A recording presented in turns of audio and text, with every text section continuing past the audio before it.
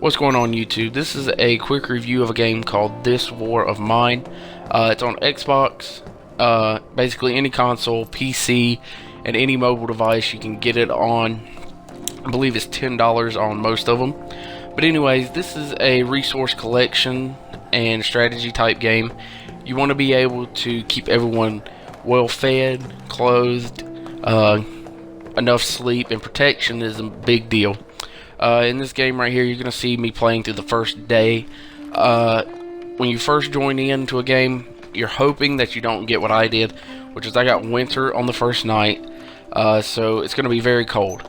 That will lead to people being sick, and if they're already sick, it will lead to them getting increasingly worse if you don't fix the heating issue.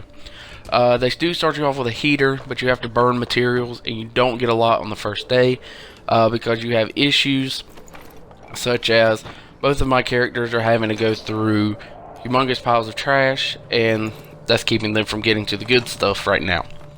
But right there, got a lockpick, so he can unlock the bottom door.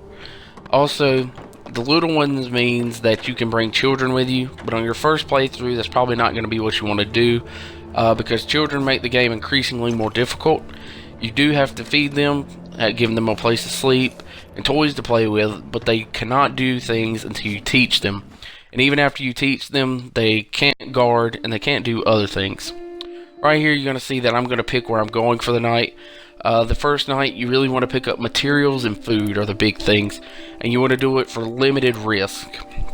Because the more you play, the farther out you'll be able to go and get things, but if you have to risk a whole lot, which means the problems of running into people, you don't want to go there the first night. You want to try and get as much as you can for not doing anything, because the more you risk, your character could die early, and that would make your other characters depressed, or you could become injured and have to use bandages, which are very hard to come by.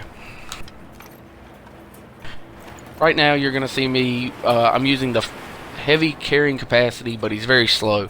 So right now I'm just going to pick up everything that I can, because I can eventually drop stuff later on if I need to and pick up even better things.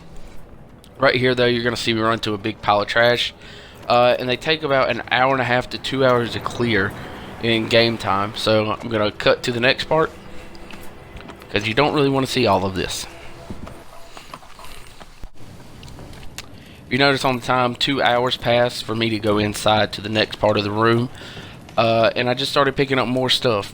Gonna notice though, I do end up dropping teddy bears and rolling tobacco and fertilizer, and also coffee beans, because coffee beans and tobacco are just things that make people happier, so you don't really need them the first couple days because people aren't going to be depressed.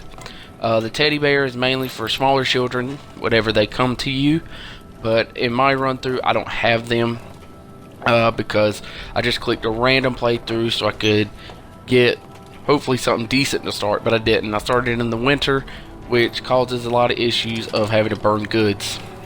So you really got to manage your resources and what you're going to need. For the first couple nights, you just want materials and wood and some electric components. That'll be very nice to have. And weapon parts aren't bad either, so you can make knives to help protect yourself. Also, whenever someone goes out during the day, such as Boris did, he needs to sleep during the day to recover so he can go back out the next night. He also has the highest carrying capacity of any character, which is great to have, especially on your first run through. There's other characters that have higher carrying capacity than normal. The normal is 10.